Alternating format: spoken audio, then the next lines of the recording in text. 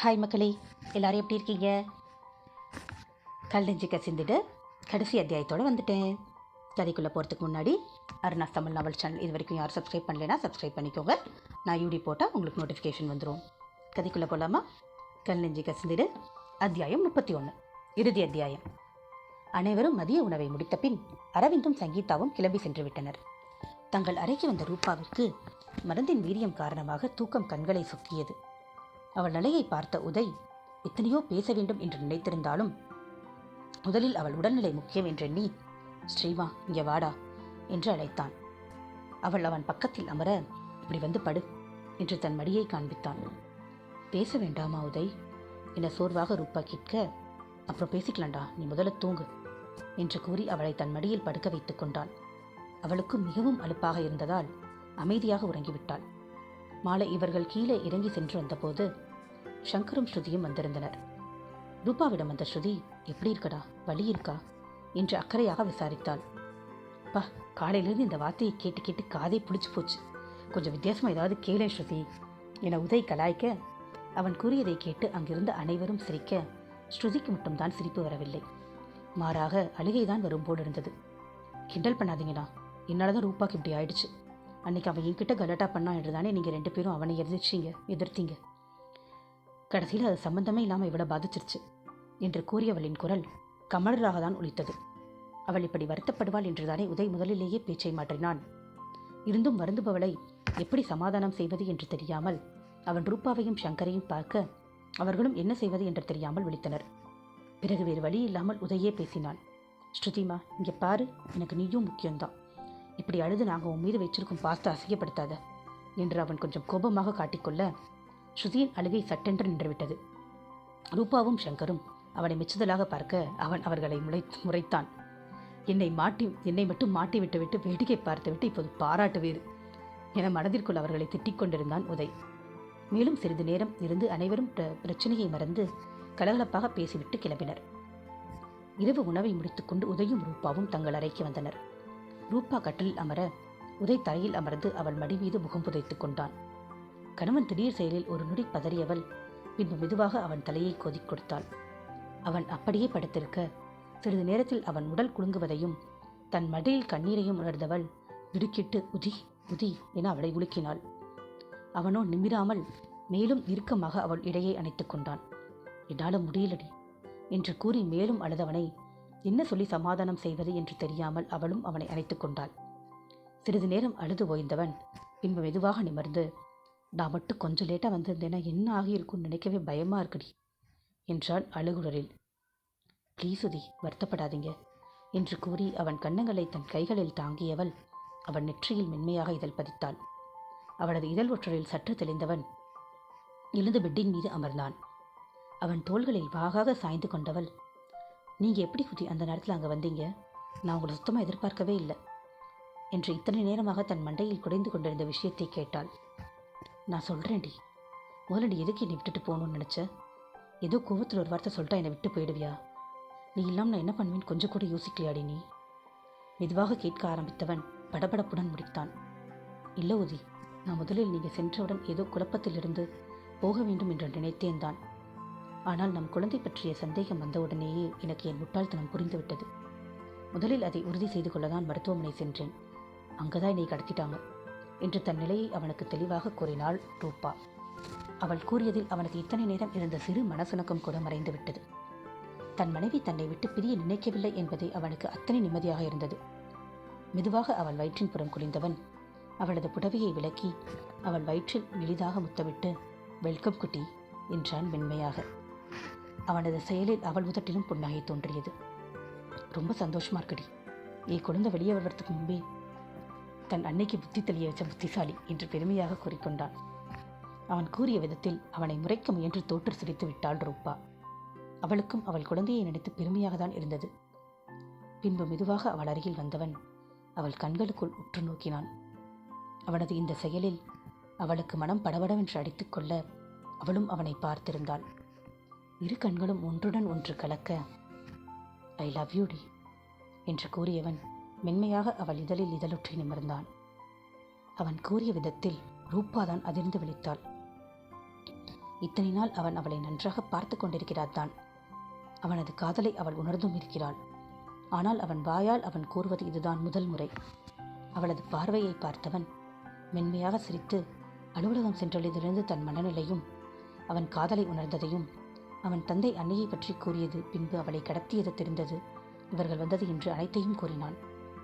தன் மீது அத்தனை கோபத்தில் சென்றவன் தன்னை மடிக்கவே மாட்டானோ என்று அவள் பயந்து கொண்டிருக்க, அவனோ அவளுக்காக வருந்தியிருக்கிறான் என்றால் அவன் காதல்தான் எத்தகையது என்று அவளுக்கு ஆச்சரியமாக இருந்தது. லவ் யூ உதி என்று கூறி அவளும் அவனை அணைத்துக் கொண்டாள். இருவரும் அந்த மோன நிலை சிறிது நேரம் நீடித்திருந்தது. அம்மா ரொம்ப பாவம் லஸ்ரீ என்றான் உதய் மெதுவாக. ஆமா உதி, அத்தைக்கு வந்த நிலை யாருக்கும் வரக்கூடாது. ஆனால் அவங்க அதையும் ஜெயிச்சு இத்தனை பேருக்கு ஆதரவாக இருப்பது பெரிய விஷயம் உதி என்று ரூபா கூற, அப்பா கொஞ்சம் தெளிவாக இருந்திருந்தா எந்த பிரச்சனையும் வந்திருக்காதுடி. அவர் அம்மாவை கஷ்டப்படுத்தி என்னையும் ஒரு தவறான எண்ணத்துடனே வளர வைத்து விட்டார். இது உன்வரை பாதித்து விட்டது. என்னால் அவரை மன்னிக்கவே முடியலடி என்றான் கோபமாக. அவனது இந்த கோபம் ஏனோ சிறு குழந்தையின் கோபமாக தான் அவளுக்கு தோன்றியது. அவன் தலையை மென்மையாக கோதி கொடுத்தவள், கோபப்படாமல் யோசிங்க உதி, அவருக்கு உண்மை தெரியவே பல நாள் ஆகிவிட்டது. இனி நாமும் கோபப்படுவதை விட அவர்களை சேர்த்து வைக்க முடியுமா என்று பார்க்கலாம் உதி என்றாள் ரூபா. அவள் கூறுவதும் அவனுக்கு சரி என்றே பட, சரிடா, நாளை காலைல முதல்ல அம்மாவை போய் பார்க்கலாம் என்று கூறினான். பின்பு இருவரும் ஒருவரை ஒருவர் அணைத்து கொண்டு நிம்மதியாக உறங்கினர். மறுநாள் காலை எழுந்த உதய் தன் தந்தையிடம் பேசுவதற்காக அவர் முன் வந்து நின்றான். பேசலாம் என்று வந்துவிட்டானே தவிர அவனுக்கு வார்த்தைகளே வரவில்லை. ஒருவித சங்கடத்துடன் நின்றிருந்தான். ராமச்சந்திரனுக்கு தன் மகன் நிலை நன்றாகவே புரிந்தது. அதனால் அவனை கஷ்டப்படுத்தாமல் அவரே முதலில் தொடங்கினார். என்னை மன்னித்து விடு உதய், உனக்கும் சுபாவிற்கும் நான் செய்தது பெரிய தவறுதான். என்னை வெறுத்திராதுடா என்று கைகூப்பி அவர் வேண்ட, தன் முன் கைகூப்பி நின்ற தந்தையை பார்த்தவனுக்கு பாவமாக இருந்தது. அவர் கைகளை அழுத்தமாக பிடித்து கொண்டவன், பெரிய வார்த்தைலாம் பேசாதங்கப்பா, உங்கள் சூழ்நிலை எனக்கு புரியுது. முடிந்ததை விட்டு விடுவோம். இனி என்ன செய்வது என்று மட்டும் பார்ப்போம். அம்மாவை நம்முடன் அழைத்து சென்று விடலாம்ப்பா என்றான் உதய். அவருக்கும் கொஞ்ச நாட்களாக இந்த எண்ணம் இருந்து கொண்டுதான் இருந்தது. அவர் செய்த தப்பை திருத்த முடியாது, ஆனாலும் எதிலும் பிராய்ச்சித்தமாவது செய்ய வேண்டும் என்று விரும்பினார். போலாம் என்று தன் மகனிடம் கூறியவர் ஒரு முடிவுடன் அங்கிருந்து கிளம்பினார். உதய், ரூபா, ராமச்சந்திரன் மூவரும் லக்ஷ்மி அம்மா நடத்தும் ஆசிரமத்திற்கு சென்றனர்.